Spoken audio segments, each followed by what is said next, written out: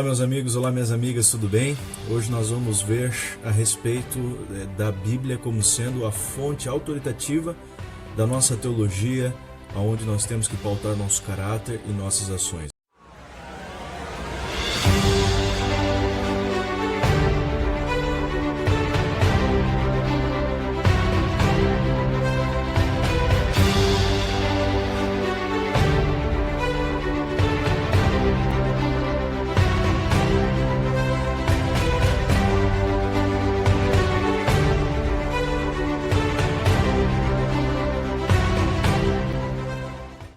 Como conciliar a influência das nossas fontes de interpretação como autoridade e a autoridade da própria Bíblia sobre si mesma? A primeira fonte interpretativa que nós precisamos analisar é a tradição.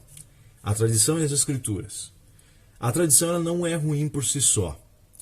Durante a semana do carnaval, o feriadão do carnaval, é tirar a igreja de dentro da cidade, tirar principalmente a juventude da igreja de dentro da cidade, botar lá para o interior, para um sítio, para uma fazenda, para um lugar no interior, para que eles façam um retiro. E quem não for, quem não sair de sua casa na cidade para ir para esse retiro, estará pecando. Isso é uma tradição, é um costume, não é pecado, é louvável, porém, não ir para o retiro não é pecado. E às vezes a gente pode acabar pensando que é. Eu estou pecando, se eu não for, eu me sinto mal por não ir, porque vou pecar se eu não estiver lá com os irmãos. Não é pecado. Ou seja, a tradição corre o risco de acabar falando mais do que a Bíblia realmente fala.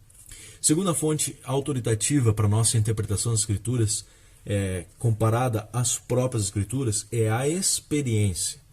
A experiência, as sensações, aquilo que a gente sente, sonhos, estou sentindo que Deus quer me dizer alguma coisa, isso faz parte da natureza. No ano de 2007, o Fantástico reproduziu uma reportagem de um pastor chamado Justino, lá do Espírito Santo, onde ele dizia que o livro de Oséias estava ordenando que ele pegasse a mulher de um amigo e adulterasse com ela, tivesse uma relação extraconjugal com ela.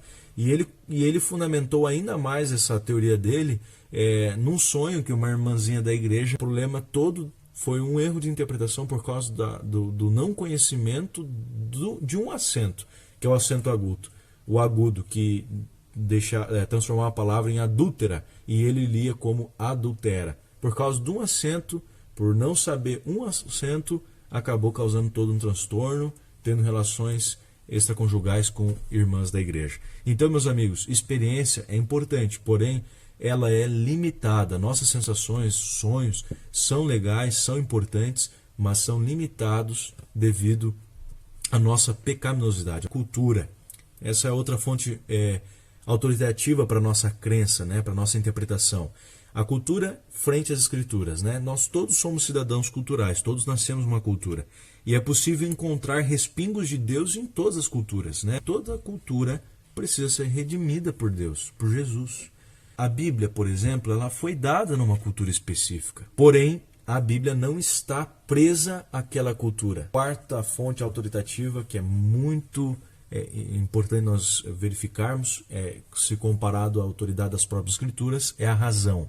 Podemos achar que o antídoto para fugir do emocionalismo, que nós já tratamos, as emoções, as sensações, as experiências, nós podemos achar que o antídoto para fugir do emocionalismo é a razão. O limite da razão é a própria revelação. Não tem como a gente querer racionalizar mais do que a Bíblia revela. Se tudo na Bíblia pudesse ser racionalizado, nós não precisaríamos mais de fé. Por fim, meus amigos, a Bíblia e a sua autoridade. Será que a Bíblia realmente é uma fonte autoritativa para a nossa vida, para a nossa conduta? Diferente das outras 4 fontes que nós vimos aqui, as Escrituras, elas não são limitadas pelo pecado. A Bíblia é a infalível revelação da vontade de Deus e deve ser a nossa única regra de fé e base. Que Deus te abençoe. Até o nosso próximo encontro.